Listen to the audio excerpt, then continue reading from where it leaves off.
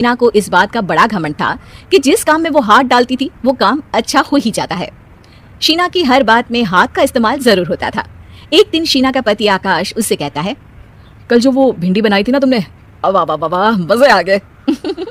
मैंने अपने हाथों से बनाई थी। मेरे हाथों में वैसे भी जादू है, जिस चीज को छू लेती हूँ सोना बन जाती है। अब ये थोड़ा ज्यादा हो रहा है। मतलब अगर हर चीज को छू के सोना ही बना देती हो तुम, तो हमारे नाम के पीछे भी अंबानी ही लगा देते हम। चुप रहो, मुंह पे हाथ रख लो, कुछ भी बोलते रहते हो। शीना की सास बगिया से पूजा के लिए फूल चुन रही थी। सुंदर, अति सुंदर, कितने प्यारे गुलाब के फूल हैं, भगवान जी खुश हो जाएंगे। मैंने अपने हाथों से जो पौधा लगाया था, मेरे हाथों की कोई भी चीज बेकार नहीं जाती। हाँ बेटा, सही कह रही है, इसीलिए तो तुम्हारे पिताजी से मैंने अपने बेटे के लिए तुम्हारा हाथ मांगा था। और उन्होंने हाथों हाथ में मेरा हाथ आपकी बेटी के हाथ में दे भी दिया था। हाँ बेटा, वो तो है, पर मुझे ये बता, तू ये हर बात में हाथ क्यों बीच में लेकर आती है? माँ जी, पंडित जी ने हाथ मेरा देखकर नैनीताल में कहा था कि मेरे हाथ जगन्नाथ हैं, मेरे हाथों से कभी कोई काम नहीं बिगड़ेगा, तो मेरे हाथों की तारीफ तो मुझे करनी पड़ेगी ना।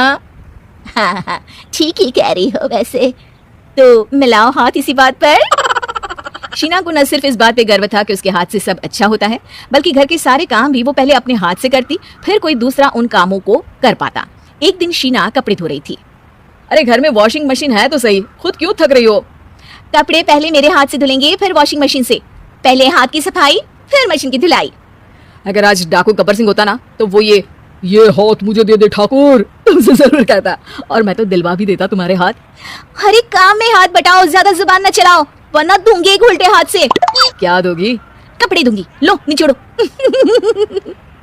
ऐसे ही एक दिन, अरे बहू, ये सोफे पर चढ़कर हाथ से पंखा क्यों घुमा रही हो?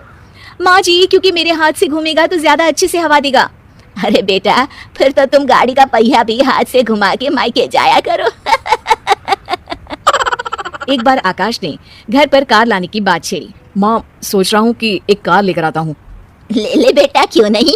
अरे पैसे हो तो हवाई जहाज भी ले लेना। हाँ, पैसा तो हाथ का मेल है, ले लेते हैं। इस हाथ पैसे देंगे, उस हाथ कार ले लेंगे। मुझे तो लगता है कि बहू कार भी अपने हाथों से धक्का लगाकर घर लाएगी। वो तो नहीं करूंगी, लेकिन सबसे पहले स्टीयरिंग पर हाथ मैं ही लगाऊंगी, ताकि गाड़ी का आना शुभ हो। अरे घर ले आने तो दो, फिर हाथ लगा लेना। लेकिन शीना नहीं मानती। अगले दिन ही सब कार लेने जाते हैं।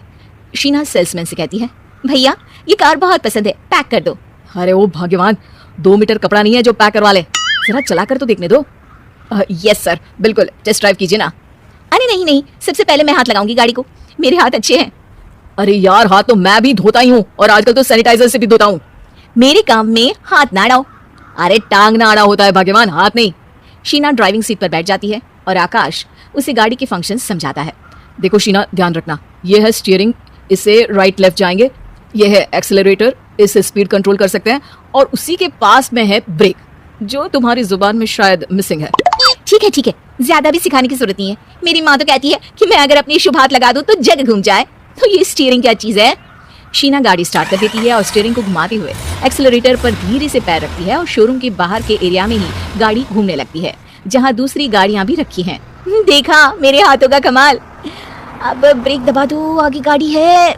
शीना आगे गाड़ी देखकर घबरा जाती है और पाँव गलती से एक्सेलरेटर पर पड़ जाता है। कार आगे खड़ी एक बड़ी गाड़ी में घुस जाती है। दोनों कार से उतरते हैं। सेल्समैन भागते हुए आता है। अरे 7 लाख की गाड़ी खरीदने आए थे और 15 लाख की गाड़ी ठोक दी, ओ माय गॉड। आकाश की माँ, आकाश और शीना घबरा जाते हैं, इतना सारा पैसा कहाँ से आएगा? तभी वहाँ मैनेजर भी आ जाता है, पूरा माजरा समझता है। अरे टेंशन मत लीजिए, गाड़ियों का इंश्योरेंस था, आप जो कार लेने आए थे वही खरीद लीजिए, पर मैडम जब तक आप सीख ना ले तब तक गाड़ी मत चलाइएगा। अभी तो आपने गाड़ी बस ठोकी है, जिसका बीमा भी था, लेकिन सड़क पे चलते हर इंसान का बीमा नहीं होता।